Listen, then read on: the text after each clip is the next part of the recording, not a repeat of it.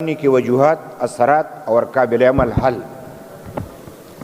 ہمیں یہ تسلیم کرنا ہوگا کہ پختونخوا میں بدامنی کی اصل جڑیں ماضی میں ریاست کی جانب سے اختیار کی جانے والی جنگی معیشت، پراکسی پالیسیاں اور اسٹریٹجک ڈیپتھ کے تصورات میں پیوست ہیں۔ جب تک یہ پالیسی ڈھانچے ختم نہیں ہوتے، امن ایک خواب ہی رہے گا۔ عوامی نیشنل پارٹی کا واضح موقف ہے کہ تمام غیر ریاستی اور متشدد تنظیموں کی سرپرستی ہمیشہ کے لیے بند کی جائے۔ نیشنل ایکشن پلان کے تمام نکات پر بلا امتیاز مکمل اور مؤثر عمل درآمد کیا جائے۔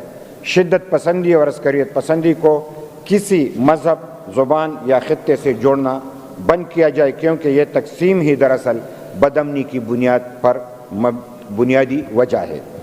گڈ اور بیڈ کی تفریق ختم کی جائے۔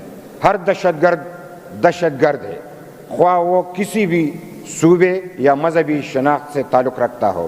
شدت پسند تنظیموں کے مالی نیٹ ورکس، تربیتی مراکز اور سہولت کاروں کے خلاف بلا امتیاز کارروائی کی جائے اور ریاستی و حکومتی سطح پر کسی شدت پسند نظریے کی سرپرستی نہ ہونے دیا جائے اور اس کا عہد کیا جائے۔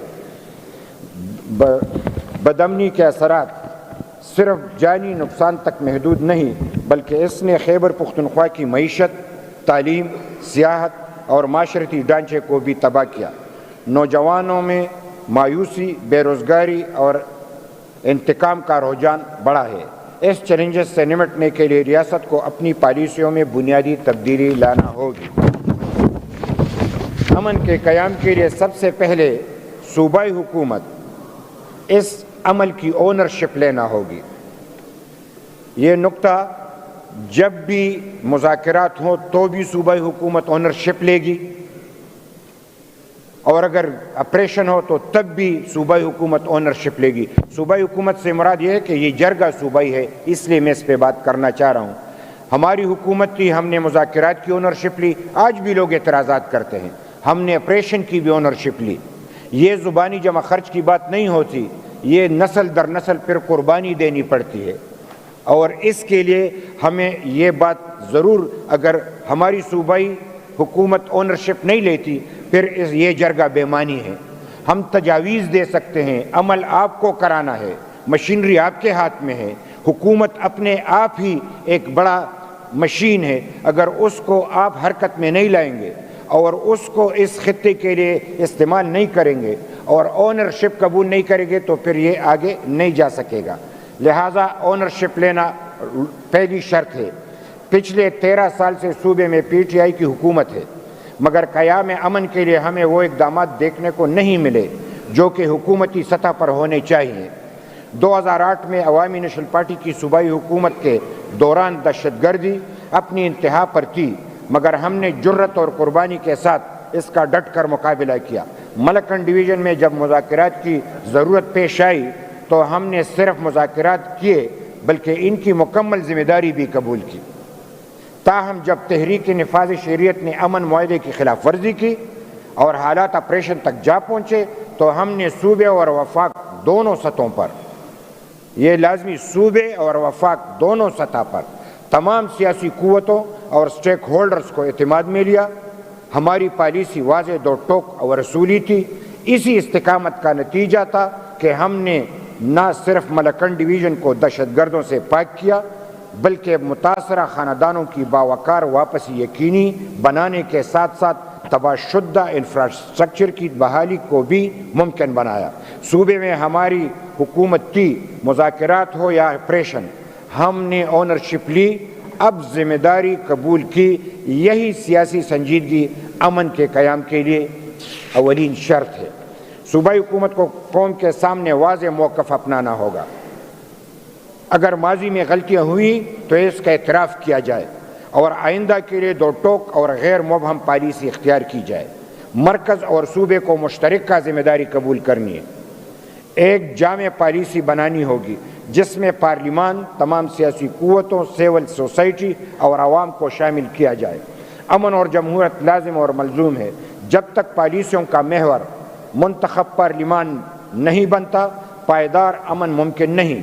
ریاستی اداروں کو اپنے آئین کو آئینی کردار تک محدود کیا جائے، ریاستی اداروں کو اپنے آئینی کردار تک محدود کیا جائے، قومی سلامتی، داخلی و خارجی امور منتخب عوامی نمائندوں کے ذریعے طے ہوں تاکہ شفافیت اور عوامی اعتماد بحال ہو۔ عوامی نیشنل پارٹی کا دیرینہ مطالبہ ہے کہ action in aid of civil power, جسے غیر انسانی اور غیر جمہوری قوانین کو فوری طور پر ختم کیا جائے۔ موجودہ صوبائی اسمبلی نے اس کے خلاف متفقہ قرارداد منظور کی، مگر عمل درآمد تاحال نہیں ہوا۔ صوبائی حکومت واضح اکثریت رکھتے ہوئے بھی اس قانون کو منسوخ کرنے سے گریزاں ہے، جو انسانی حقوق کی سنگین خلاف ورزی ہے۔ خیبر پختونخوا کو درپیش مشکلات کے حل کے لیے صوبائی حکومت کو ذاتی سیاست اور صوبے کے عوام کی جنگ میں واضح فرق کرنا ہوگا۔ خیبر پختونخوا کو درپیش مشکلات کے حل کے لیے صوبائی حکومت کو ذاتی سیاست اور صوبے کے عوام کی جنگ میں واضح فرق کرنا ہوگا۔ مرکز سے محض ذاتی ایجنڈے کے تحت ٹکراؤ کی سیاست کے بجائے صوبے کے آئینی اور مالی حقوق کے حصول کے لیے سنجیدہ پارلیمانی اور آئینی جدوجہد اختیار کی جائے۔ صوبائی حکومت پر لازم ہے کہ وہ صوبے کے آئینی، سیاسی اور معاشی مفادات کے تحفظ کے لیے مؤثر جرأتمندانہ کردار ادا کرے۔ وفاق سے بجلی اور گیس کی رائلٹیز اور دیگر واجبات کے حصول کے لیے تمام دستیاب فورمز پر بھرپور کوشش کی جائے تاکہ صوبے کے عوام کو ان کے جائز حقوق مل سکے اور صوبہ پائیدار معاشی استحکام حاصل کر سکے۔ اسی طرح صوبائی حکومت کو این ایف سی وارڈ کے اجراء کے لیے ہنگامی بنیادوں پر وفاق کے ساتھ بات چیت کا آغاز کرنا چاہیے۔ جتنے 13 سال ہوئے این ایف سی وارڈ نہیں ہوا، ہم رو رہے ہیں، ہم قرضے لے رہے ہیں، اور پھر آپ اضافی بجٹ بھی پیش کر دیتے ہیں۔ یہ قیامت کی نشانی ہے۔ پیسہ ہے نہیں، ہم لیتے قرضے، اضافی بجٹ پیش کرنا، یہ کہاں کی ہوشیاری ہے؟ کہیں سے تو پریشر ہے کہ آپ پر اضافی بجٹ پیش کرنے کے لیے، پھر آپ پیش کر دیتے ہیں۔ پیسے نہیں ہیں تو اضافی بجٹ کیسے ہوا؟ لہٰذا اس پہ بھی آپ کو لازمی طور پہ کہ صوبائی حکومت پر لازم ہے کہ وہ صوبے کے آئینی، سیاسی اور معاشی مفادات کے تحفظ کے لیے جرأتمندانہ کردار ادا کرے۔ اس طرح این ایف سی وارڈ کے لیے ہنگامی بنیادوں پر وفاق کے ساتھ بات چیت کا آغاز کیا جائے۔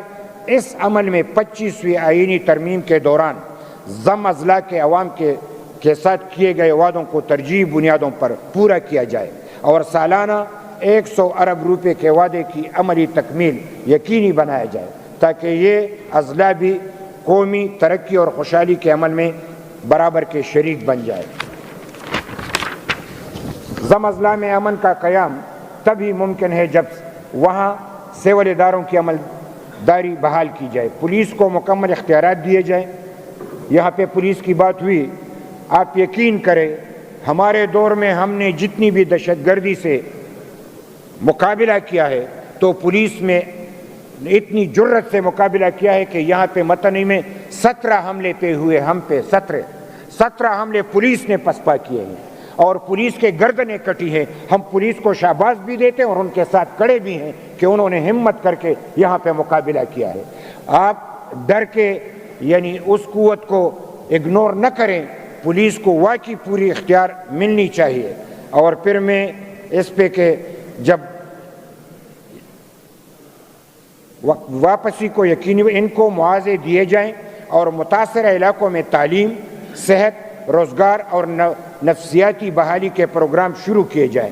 شدت پسندی کا پہلو صرف بندوق سے نہیں بلکہ معاشی مواقع اور انصاف سے روکا جا سکتا ہے۔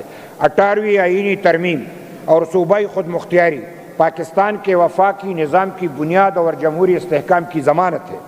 عوامی نیشنل پارٹی سمجھتی ہے کہ صوبائی خود مختاری کو کمزور کرنے یا 18ویں ترمیم کو رول بیک کرنے کی کوئی بھی کوشش دراصل صوبوں کے آئینی حقوق پر حملہ اور وفاق کی بنیادوں کو متزلزل کرنے کے مترادف ہوگی۔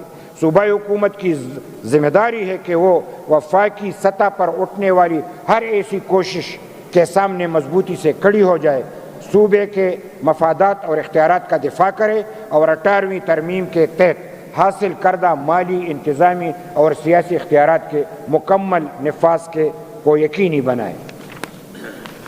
اچھا، امن کے قیام کی بگڑتی ہوئی صورتحال اور بطاخوری نے صوبے کے سرمایہ کاری کا خاتمہ کر دیا ہے۔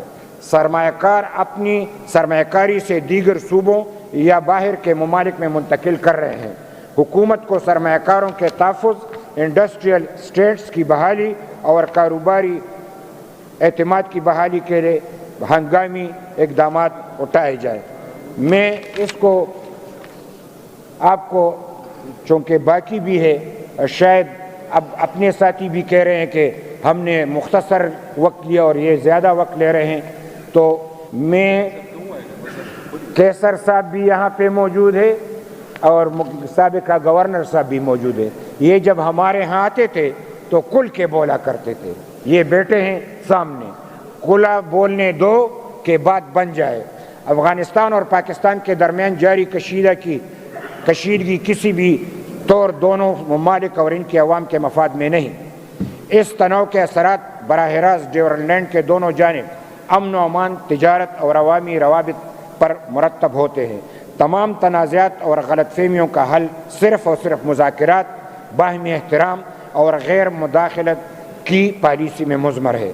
دونوں ممالک ایک دوسرے کی خود مختاری کا احترام یقینی بنانا اور داخلی امور میں ہر قسم کی مداخلت سے گریز کرنا ہوگا۔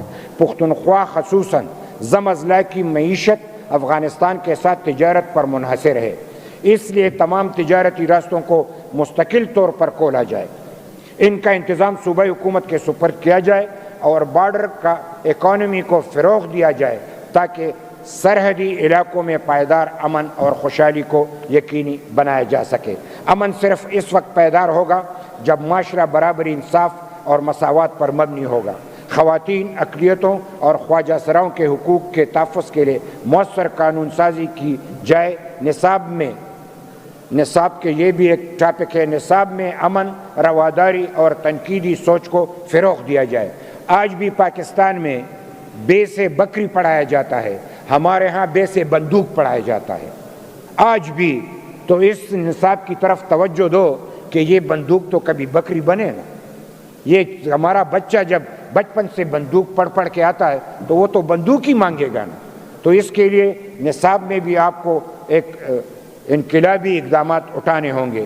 میڈیا کو شدت پسندی کے بیانیے کے بجائے مکالمے اور برداشت کے فروغ کے لیے استعمال کیا جائے۔ پولیس، پراسیکیوشن اور عدلیہ کو دہشت گردی کے خلاف آزاد، محفوظ اور بااختیار بنایا جائے تاکہ انصاف کا بول بالا ہو سکے۔ عوامی نیشنل پارٹی واضح کرنا چاہتی ہے کہ پائیدار امن کے لیے ہمیں ریاستی پالیسیوں میں بنیادی اصلاحات، عوامی شمولیت اور آئین جمہوریت کی بالادستی کو یقینی بنانا ہوگا۔ یہی حقیقی اور دیرپا امن کا راستہ ہے۔ میں آپ کا مشکور ہوں اور اس پہ کہ آپ نے مجھے وقت دیا، یہ گلہ میرا ختم ہوا، اور باقیوں کو بھی تھوڑا سا وقت دیا کریں کہ بات کوئی حل تک ہم جا پہنچے۔ میاں صاحب بہت شکریہ جی۔ میں اس پہ ختم کرتا ہوں، آپ کے شکریہ پہ میں ختم کرتا ہوں کہ ایک بار پھر صوبائی حکومت اور مرکزی حکومت، اگر ہم سے پوچھا جائے سیاست تو یہ ہے کہ آپ لڑے تو مزہ آئے گا، لیکن ایمانداری سے ہم اس جرگے میں بیٹھے ہیں اور ایمانداری سے یہ کہتے ہیں کہ آپ اگر مسائل حل کرنا چاہتے تو آپ کو ایک ساتھ بیٹھنا ہوگا، چاہے آپ کا لاکھ ڈفرنس ہو، لیکن جب آپ لڑیں گے تو لا محالہ نقصان جو ہے ہمارے عوام کا ہوگا، اور ہم کسی طور عوام کا نقصان نہیں چاہتے، اور مجھے پتہ ہے کہ آپ بھی نہیں چاہتے ہوں گے۔ میں اس شکریہ پہ آپ سے اجازت چاہتا ہوں کہ کون کہتا ہے کہ موت آئی تو مر جاؤں گا، کون کہتا ہے کہ موت آئی تو مر جاؤں گا، میں تو دریاؤں سمندر میں اتر جاؤں گا، زندگی شمع کے مانند جلاتا ہوں ندیم، بجھ تو جاؤں گا مگر صبح بھی کر جاؤں گا۔ بہت شکریہ جی، بہت شکریہ۔